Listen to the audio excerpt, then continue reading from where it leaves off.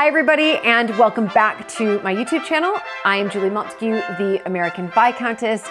If you are new to my channel, do say hi down below. I tried to get to every single comment from all of you who follow me and subscribe on my YouTube channel. Do subscribe if you like this video and turn notifications on, because this video is all about the 10 royal rules why tiaras are worn.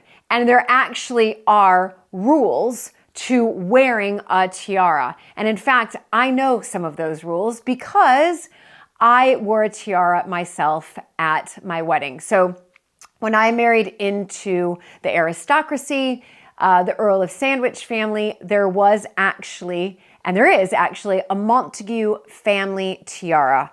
I was able to wear this, but I'm going to tell you the whole story about kind of how the tiara, putting it on my head, etc., all happened at the end of this video. So be sure to stay to the end of this video because I think you're really going to enjoy this story. Listen, I'm an all-American girl from Illinois, and personally, I kind of thought that tiaras were, only worn by royals, if you like, but also tiaras are things that we see in these wonderful royal documentaries, royal movies, royal TV series like The Crown.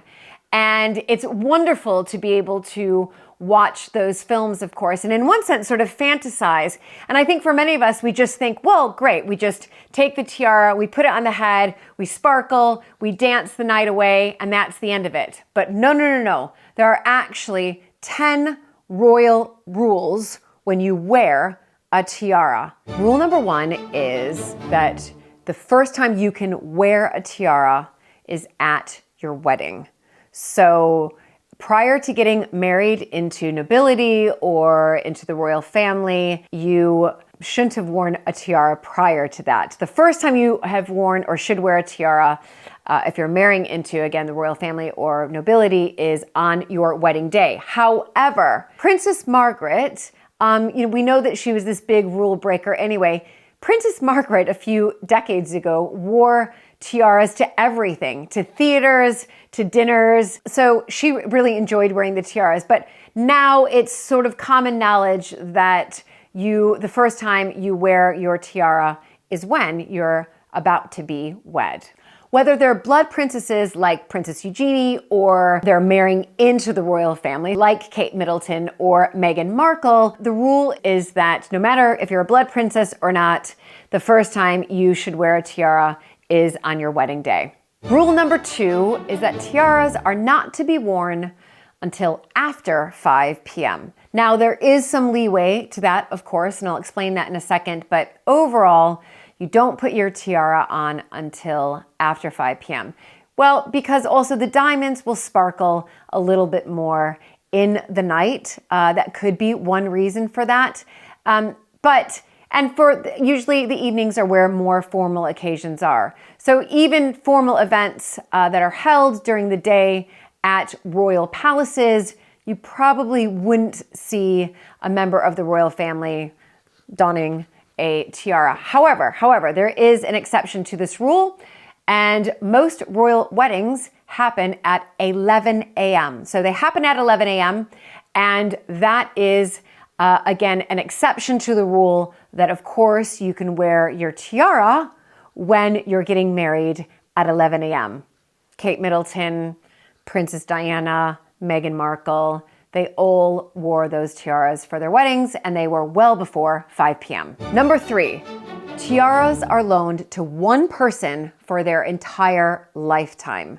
So yes, that's right. So once the queen or whoever is the monarch loans that tiara to that member of the royal family, that tiara is theirs for their entire lifetime, meaning you're never going to see anybody else in wearing that tiara until that member of the royal family passes on to greener pastures. So it's theirs. That tiara is lent to them for life. So a really good example is the Duchess of Cambridge, Kate Middleton. The Queen has loaned her 3 tiaras, and those have been loaned to her for her entire lifetime. And you will recognize those 3 tiaras. The 3 tiaras on loan from the Queen to the Duchess of Cambridge are the Cartier Scroll, the Cambridge Lover's Knot, and the Lotus Flower. The latter 2 are clearly the Duchess of Cambridge's favorite because we've seen her in those tiaras several times, but she hasn't worn the Cartier Scroll since her marriage to Prince William. 4th rule, tiaras are often sewn into the hair, which actually was new for me to actually discover that. And I'm just trying to think back to my wedding if I had mine sewn into my hair, and actually I'm pretty sure I did. So how it works is the tiara is set onto the head, but of course you're gonna be engaging with people. You might be dancing that night, especially if it's for your wedding, and the tiara needs to stay in place. And so what usually happens is that hair will be braided across the base of the tiara, which also in one sense disguises the base of the tiara, so it almost flawlessly and seamlessly comes onto the head. And then from there, once you've done the braid across, that braid then gets sewn into the base of the tiara. And that, of course, is to make sure that it's secure on the head and that you can have a great night dancing the night away without fear that the tiara will fall off your head. Adding on to rule number 4, we've got rule number 5, which is you must disguise the band of the tiara. So of course we know we're going to braid across it, but also you've just got to make sure that it is really, really disguised. So that base of the tiara, usually what happens is that there will be a piece of velvet, the same color as whoever's wearing it. Let's use the Duchess of Cambridge, for example. That would be, of course, a brunette, a darker brown color, if you like, band across, velvet band across the base, so that really there's no way that you can see the base of the tiara. It gets then nestled into the head, and then on top of that, you can usually braid something across. Not always, you don't always have to braid something across, but it can be then sewn into the head. So rule number 5 and rule number 4 are similar, but it's really making sure that the band never gets seen, that it matches the velvet strap or piece of fabric that you're going to use, matches the color of your hair. Then you have the choice to braid across that band even more, and of course, sew it in. Complicated stuff here. Royal rule number 6. Tiaras are loaned officially and specifically. And what that means is that if the Queen has a collection of tiaras, which we know that she does, I couldn't just say, well, this one's lovely, I would like to wear that. You just don't get to choose. And we saw that with Meghan Markle. It was reported, whether or not it's true or not is of course debatable, that there was a tiara that she was interested in wearing, but she was told she couldn't wear that tiara, and the Queen gave her another tiara. So really the Queen can do anything she likes. We love the Queen, but so she can either say, this is the tiara that I'm officially loaning you and it's specific, this is the one you're going to wear, or the Queen might say, here's a small selection for you to choose from, and then obviously lend it to me for the rest of my life. Rule number 7, no tiaras before the age of 18. That is true. So I think we can even look back on, in particular, the members of the royal family now, and I can't think of Princess Eugenie or Princess Beatrice wearing a tiara prior to their 18th birthday. However, for their 18th birthday, amongst members of the royal family, it's common that a tiara is given, or lent, I should say, as a gift for their 18th birthday. Remember, in particular in the UK, 18 is a big birthday over here. 18 is when you can drive, and 18 is when you can drink. So it is a big birthday over here, and thus it would require I guess if you're a member of the royal family, a big birthday celebration and a big birthday present, which many of the female members of the royal family received: tiaras.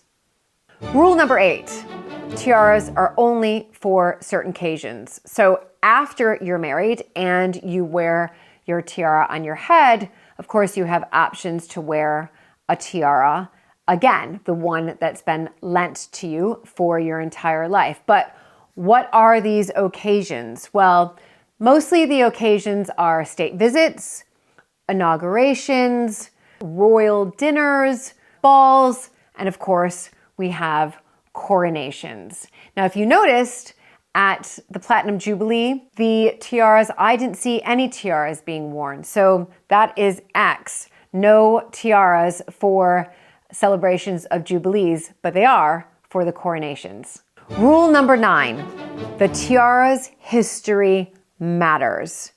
And a really good example of this is Meghan Markle, the Duchess of Sussex. It was rumored that she had her eye on an emerald piece, an emerald tiara, if you like, and that she was denied that because of the ambiguous Russian ties that were attached, apparently, to this tiara. The Duchess of Cambridge, Kate Middleton, was loaned the Cambridge Lover's Knot tiara. And the reason that she was loaned that is because it had been held by a previous Duchess of Cambridge. So history of the tiaras, they do matter. And last rule, rule number 10, tiaras rarely leave this country. Well, I'm speaking of the UK, of course, but what I mean is that tiaras rarely travel overseas unless the Queen orders it. And you can look back at photos of members of the royal family, and it's very hard to find photos of them wearing tiaras overseas. But the exception around that is for foreign royal weddings and diplomatic visits. So there are, of course, some photos out there with members of the royal family wearing their tiara, but as a rule goes, a royal rule goes, tiaras rarely leave, well, probably leave the members of the royal family's house, or really the country that they reside in. History Hit is an on-demand channel and podcast network, which is the sponsor of this week's episode. And History Hit is filled with incredible stories. They're basically bringing history to life. And for me, it's been fantastic in doing a lot of my research for my vlogs and doing research for historic houses that I film in. So many of you know that I go around the UK and I film at incredible historic houses. I'm actually in a historic house right now, our house, Mapperton House, which dates back to the Tudor period. But History Hit has been a real source of inspiration for me on my own research, but also because I'm fascinated by it as well. History Hit has hundreds of programs, 1,000 plus podcast episodes, and 5,000 history-related travel articles. And every week, they launch 15 new podcast episodes and 2 new programs. I'm currently obsessed with all of their programs on Queen Victoria, like Queen Victoria at Kensington Palace and the Diaries of the Young Queen Victoria. I've set up a special code for you to get 50% off your first 3 months when you subscribe to History Hit. And that code is, of course, American Viscountess. You can find the link down below. And again, using my code American Viscountess, you'll get 50% off your first 3 months when you subscribe to History Hit. So as I said in the beginning of the video, that I actually was fortunate enough to wear the Montague family tiara. And it is a stunning, exquisite tiara. In fact, I got married here at Mapperton House in the church that's actually connected to the house. But I arrived here getting ready for the day and not knowing about the tiara at all. I had no idea that a Montague family tiara even existed. My mother-in-law came in, gave me a box and said, if you'd like to wear the Montague family tiara, you can, but if you don't want to, you don't have to either. So I was given the choice, and of course, as the American, I was like, yes, oh my gosh, I can't believe I'm wearing a tiara. It was so exciting. And I just remember the feeling of it being put on my head. And a lot of range of emotion kind of came over me. Number one, I felt like I was being accepted and really welcomed really with open arms into the Montague Earl of Sandwich family. But also I had known that another American had worn this tiara as well. And that was my husband's great-grandmother, Alberta Sturgis, the 9th Countess of Sandwich, who came over from Chicago, like me, from Chicago or outside Chicago, came over in 1905 to marry Luke's great-grandfather, the 9th Earl of Sandwich. And she actually wore that tiara. But it looks a little bit different because when she wore it, it really just had the diamonds in front, and many tiaras are added on. It was a very common practice to continue to, in one sense, to embellish the tiara and to add pieces on. So the Montague family tiara that Alberta wore wasn't as sparkly as mine, but I'm pretty sure we've done some research on it, and we think that it was Alberta who added on. On either side, there's brooches there. The base is actually a necklace, a diamond necklace. And so you can take apart the tiara and wear parts of it to dinner parties if you like. So we do think that probably Alberta was the one who added on. Remember, she was this American heiress who came over during the Gilded Age. And she would have either added on probably for the coronation of King George V in 1911, or possibly for the coronation of King George VI in 1937. I'm not sure which one. It is a mystery. I will be exploring this as much as I possibly can through her letters and hopefully uncover something more while I do my dissertation on Alberta Sturgis. Again, it was just a wonderful time for me to be able to wear such a brilliant and absolutely exquisite tiara. Thank you all for joining me, and I hope you enjoyed this video. Be sure to comment down below if you've worn a tiara or what your favorite royal tiara is. Make sure you subscribe and turn notifications on as I do put out videos every week. So you'll find me back here every week only on YouTube, The American Viscountess. Thanks, everybody.